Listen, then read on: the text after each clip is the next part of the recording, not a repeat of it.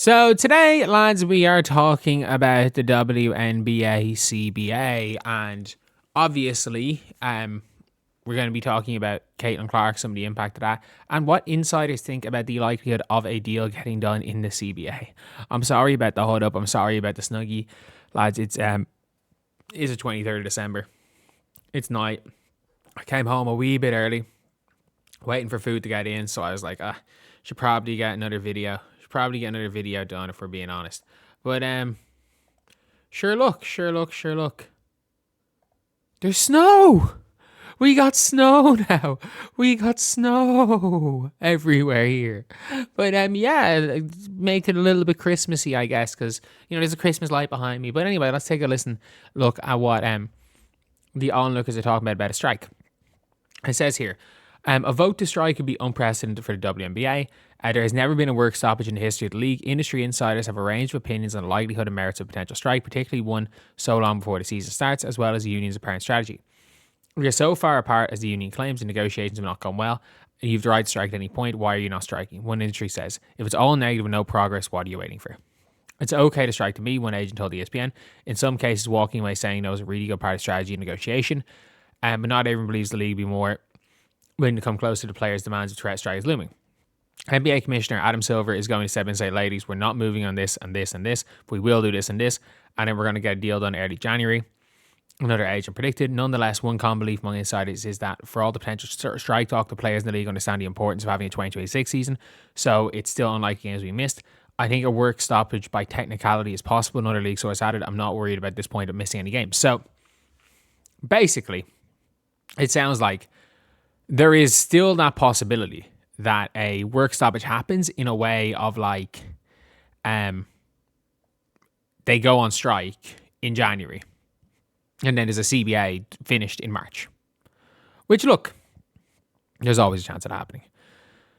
There is always going to be a chance of something along the lines of that happening, because at the end of the day, we are looking at situations where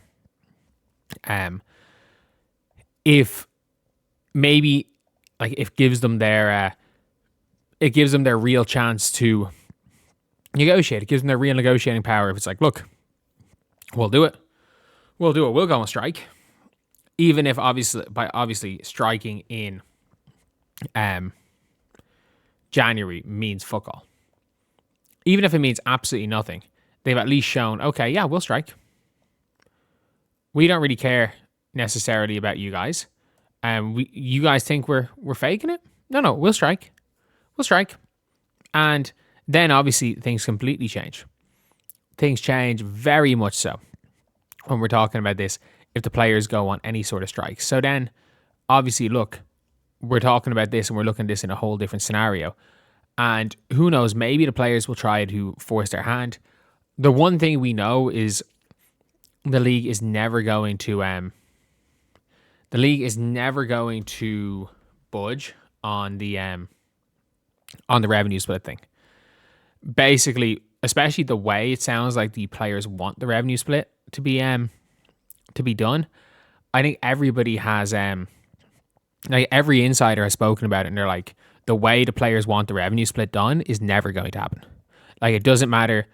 It doesn't, like, there is a guarantee of there being a strike if the players are not budging on the way the revenue split is. And by that, I mean basically the players, whatever about the NBA, people are like, oh, the NBA players want they want the NBA revenue split. And it's like, if you guys look at the NBA, there's a reason why, say, 2, 3, 4, 5 years down the line, teams are offering certain contracts being like, okay, yeah, this percentage of the salary cap this year, but it becomes a lower percentage next year, and people want to front load contracts instead of back loading contracts, because if you front load contracts, it really helps you against the salary cap, things like that.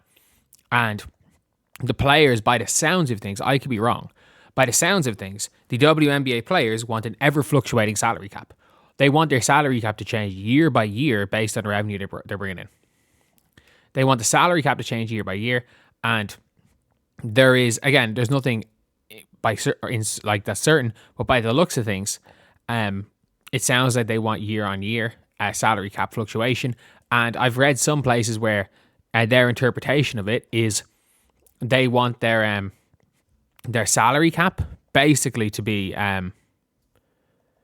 irrelevant, and then at the end of the year they all get paid whatever the salary cap is. They get paid extra at the end of the year based on the revenue, and I'm like, you're still looking at this league that is still operating at a loss, and if the players get what they want, you're basically guaranteeing the league operates at a loss for the next 10 years minimum. And I don't think people are willing. And you might be saying, oh, but like, look at the franchise values. It's like, there's a big difference between the franchise values going up for the owners of the franchises and the 58% that the league owns, or that the league doesn't own. The 58% owners that aren't involved directly with owning teams in the league. So yeah, there's a load of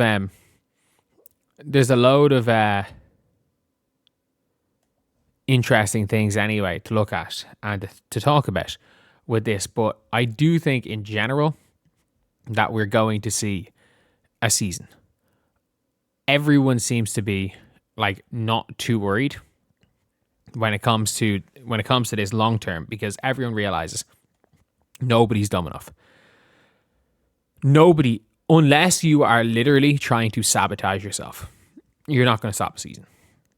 That is the only thing. Sabotage is the only way a WNBA season doesn't happen. And is the only way a big time, an important WNBA season doesn't happen. The most important season maybe in the history of the WNBA doesn't happen. And if it doesn't happen, it will be because of sabotage.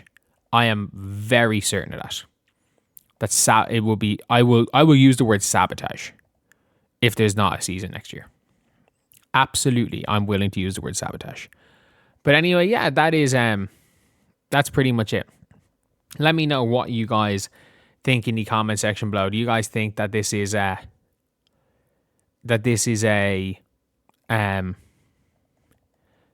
thing that the players are going to eventually cave on stuff? I think they're going to have to.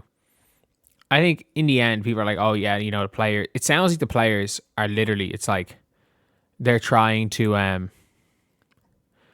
figure something out. It seems like the league are putting stuff forward for the players, and the players are just like, nope, this is what we want, and they're very little budging.